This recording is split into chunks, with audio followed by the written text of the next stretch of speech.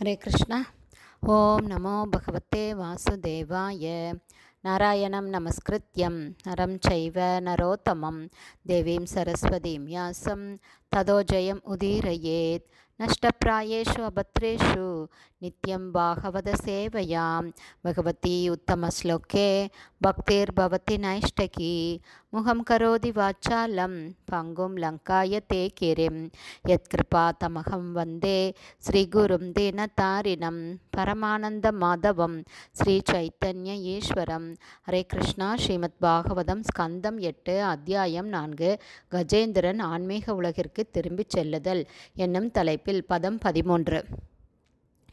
ஏவம் விமோக்ஷ்ய கஜயூதபம் அப்ஜனாபஸ் தேனாபி பார்ஷத கதிம் கமிதேன யுக்த கந்தர்வ சித்த விபுதைர் உபகீயமான கர்மா அத்புதம் ஸ்வபவனம் கருடாசனோ அகாத்.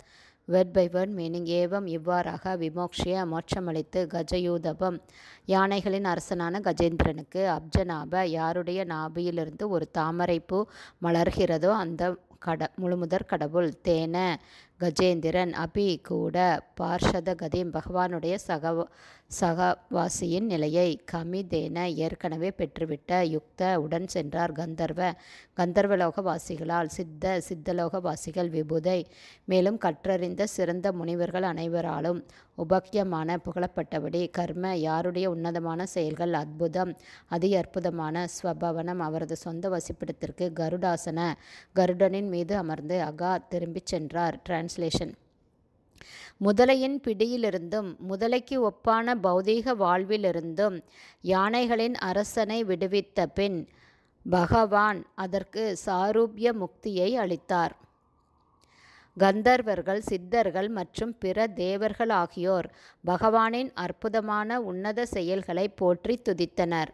அவர்களின் முன்னிலையில் தமது கருட வாகனத்தின் மேல் அமர்ந்தவாறு பகவான் கஜேந்திரனை உடன் அழைத்து கொண்டு அதி அற்புதம் வாய்ந்ததான தமது வசிப்பிடத்திற்கு திரும்பிச் சென்றார்.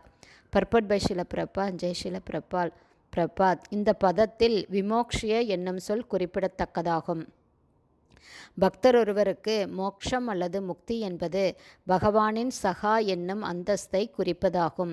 அருவவாதிகள் பிரம்மஜோதியில் கலப்பதெனும் முக்தியை பெறுவதில் திருப்தி அடைகின்றனர்.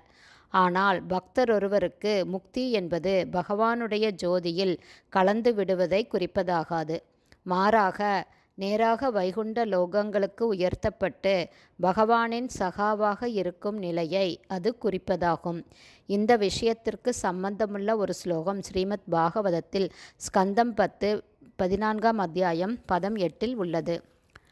தத்தே அனுகம்பாம் சூஷமீக்ஷமானோ புஞ்சான ஏவாத்ம கிருதம் விபாகம் ஹிருத்வாக்வபுபேர் விததன் நமஸ்தே ஜீவேத யோ முக்தி பதே சதாயபாக்.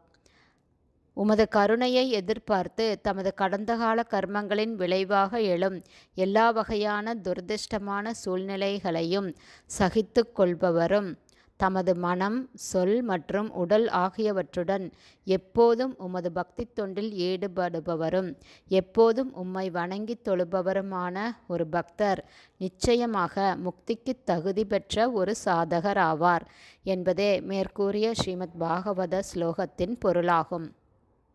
இந்த ஜட உலகிலுள்ள அனைத்தையும் சகித்து கொண்டு பொறுமையுடன் தனது பக்தி தொண்டை நிறைவேற்றும் பக்தனொருவர் முக்தி பதே சதாயபாக் அல்லது முக்தி பெறுவதற்குரிய தகுதி வாய்ந்த ஒரு சாதகனாக ஆகிறார்.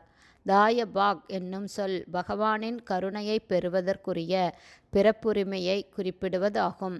பக்தர் ஒருவர் பௌதீகமான எந்த சூழ்நிலைகளையும் பொருட்படுத்தாமல் சதா பக்தி தொண்டிலேயே ஈடுபட்டிருக்க வேண்டும்.